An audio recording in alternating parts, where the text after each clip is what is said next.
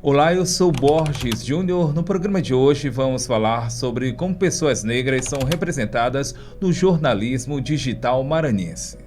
Também como essas representações contribuem para o processo de criminalização e estigmatização social. Esses pontos fazem parte da pesquisa do estudante de jornalismo da Universidade Federal do Maranhão, Lucas Ferreira de Araújo. Lucas Araújo, seja bem-vindo.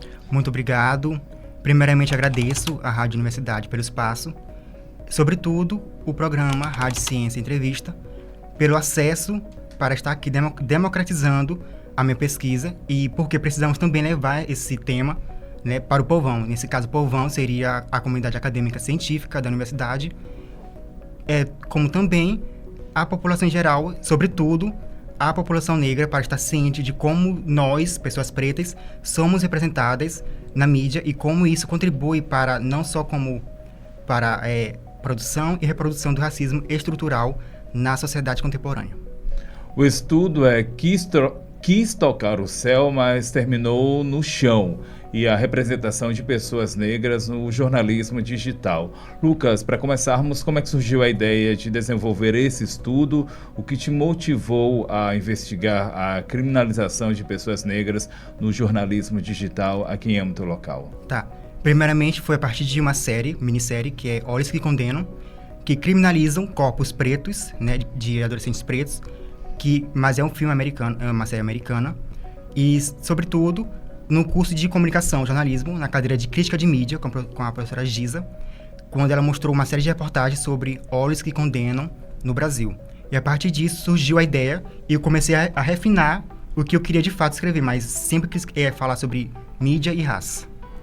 No seu trabalho, você analisa conteúdos do jornalismo digital maranhense, que tipo de material foi observado, quais critérios você utilizou para realizar essa análise? Tá. Primeiramente, é importante aqui ressaltar, sobre a questão do título e subtítulo. O título segue com aspas, quis tocar o céu, mas termina no chão. Faz uma referência direta à música Esmalha, do Rap Emicida, lançada ali no álbum Amarelo, em 2019. Apesar do tempo, é bem atual, porque faz uma referência sobre o racismo estrutural que permeia ainda presentemente na sociedade, Então, e o título é a criminalização de pessoas negras no Instagram do G1 Maranhão e Mirante. Então, a partir disso, eu trabalho com o jornalismo digital, mas analisando esses dois perfis no Instagram. Então, eu utilizei a abordagem qualitativa para ter essa visão mais humanizada de ambos os casos, tanto das pessoas negras que cometeram o crime, mas foram criminalizadas, como também dos usuários que, a partir dessas imagens, cometem esse discurso de ódio. E, além da abordagem qualitativa, eu usei também a análise de rede social para entender como esses enquadramentos abrem margem para o discurso de ódio nas seções de comentários. E o método foi análise crítica do discurso para me dar uma abordagem mais crítica e analítica sobre esse fenômeno que ocorre nos perfis desses veículos. Quais teóricos você fez uso? Tá. Para chegar à análise dos materiais, que foram coletadas 10 imagens de pessoas negras, e quando falo de pessoas negras, eu falo de pessoas pretas e pardas, Ou seja, quanto mais retinta for sua pele, mais preta, você está propensa ali, você será alvo do racismo estrutural, Então, eu analisei 10 imagens, 2 do G1 Maranhão e 8 do Imirante, coletadas entre outubro de 2024 a março de 2025. E a partir dessas imagens, eu analisei uma densa quantidade de comentários, e a partir desses comentários, que foi muito difícil analisar, eu selecionei 25, distribuídos tanto as imagens como os comentários, foram distribuídas em categorias para poder facilitar ali e dividir melhor a análise crítica. Então, mas para chegar nisso, eu tive que fazer uma abordagem teórica, Então, como falar de pessoas pretas, mídia e jornalismo digital, eu usei Almeida, 2019, que é um teórico bem assim, renomado na área, para falar sobre o racismo estrutural no Brasil e a representação social, né? No caso, a representação midiática, que foi o Hall 2016. E a questão do jornalismo digital, né, no Instagram, eu utilizei o Trindade 2022, porque ele traz esse fenômeno do discurso de ódio, que é a falácia da opinião pública, mas que é camuflada ali no racismo, na questão do discurso racista e também na questão das piadas racistas, mas que esses dois fenômenos são nomeados como discurso de ódio, né? Então, usei Trindade 2022 para poder entender como funciona essa dinâmica de comentários que são camuflados ali em discurso de ódios. Muito bem, estamos conversando com o Lucas Ferreira de Araújo. Ele é estudante de jornalismo pela UFMA, Universidade Federal do Maranhão. Desenvolveu um estudo sobre a representação midiática de pessoas negras no jornalismo digital. Lucas, a partir da sua análise, que padrões de representação você identificou na forma como pessoas negras são noticiadas e de que maneira essas narrativas contribuem para o processo de criminalização? Tá. A primeira foi a questão, né, de como os enquadramentos foca nesse olhar da pessoa negra, dando a questão a entender, né, que é a questão do imaginário social, de que o negro, essa expressão mais fechada, né, tem esse rosto do crime, né? E a segunda foi que a questão da hierarquia, né, racial, quando pessoas negras, pretas e pardas são presas, né? A mídia reproduz essa imagem policial de forma expositiva, vexatória, né? Então, mãos algemadas, o corpo suado, né? E sem camisa em praça pública. Enquanto o corpo branco, né? Eu tenho na minha pesquisa sobre isso, ele é algemado, né? De frente, sentado, mas com o rosto não identificado.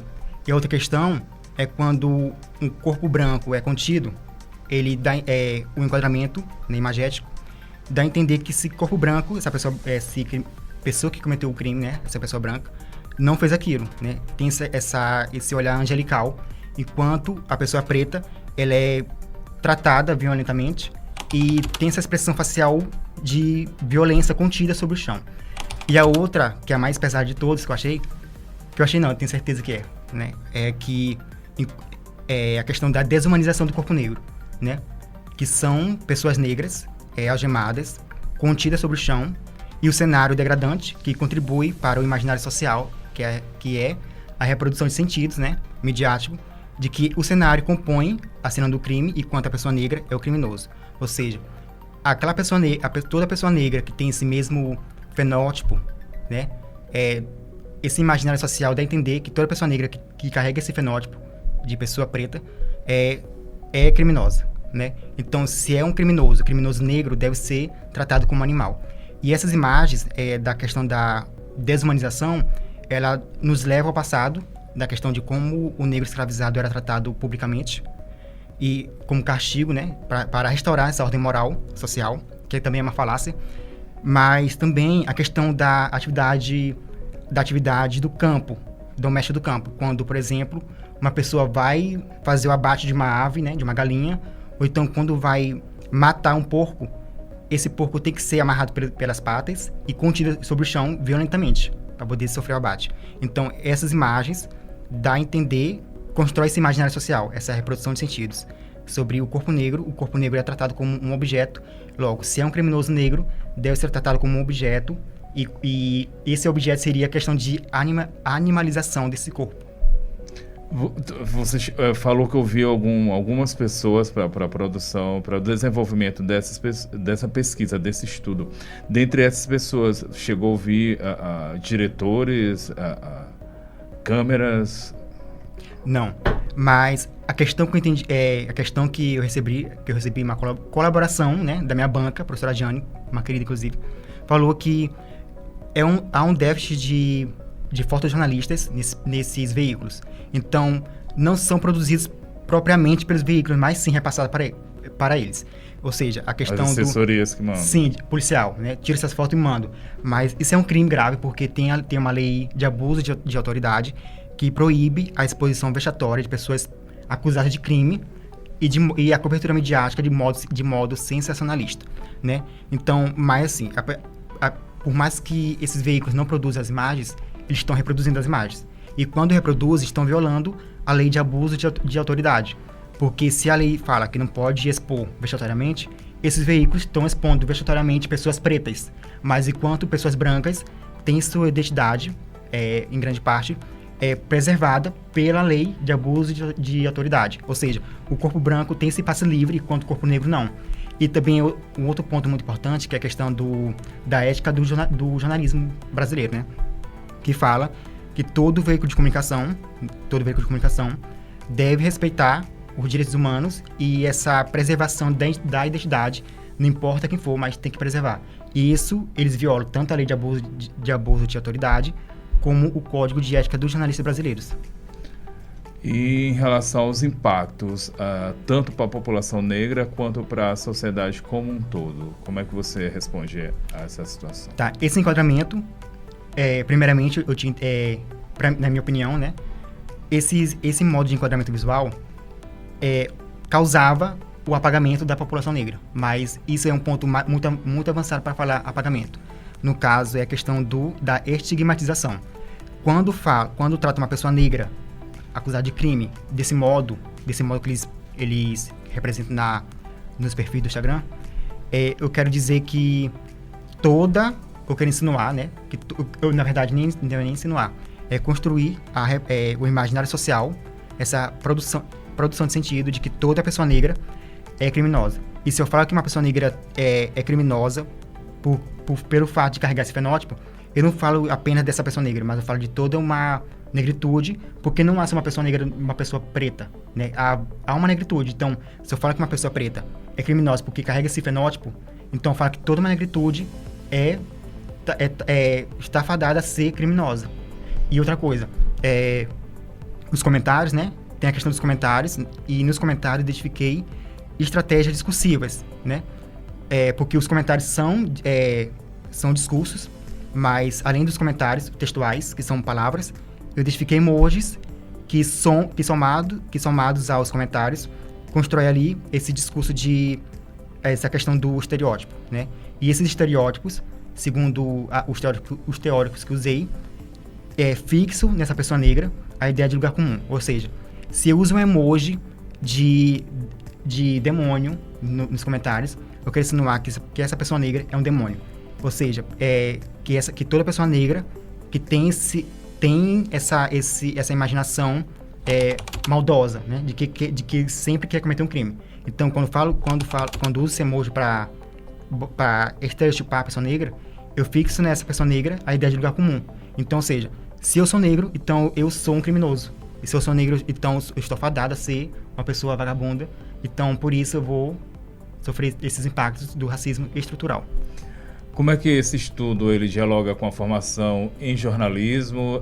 Que reflexões ele provoca sobre a responsabilidade ética, produção de sentido e práticas profissionais na comunicação? Ele está dialogado diretamente com o jornalismo, principalmente mídia e raça, que é um estudo muito raro não, é um estudo que não tem aqui em São Luís, a questão de pesquisas da área de comunicação, jornalismo, sobre esses veículos. Então, o meu, ele ajuda porque ele trata da questão de mídia e raça e analisa esses perfis no Maranhão. Então, a maioria das pesquisas sobre mídia e raça estão centradas ali no eixo sul-sudeste, né? Então, essa pesquisa que eu fiz vai contribuir para levar para outros cantos do Brasil de que modo esses veículos de comunicação do Maranhão estão reproduzindo esse racismo estrutural.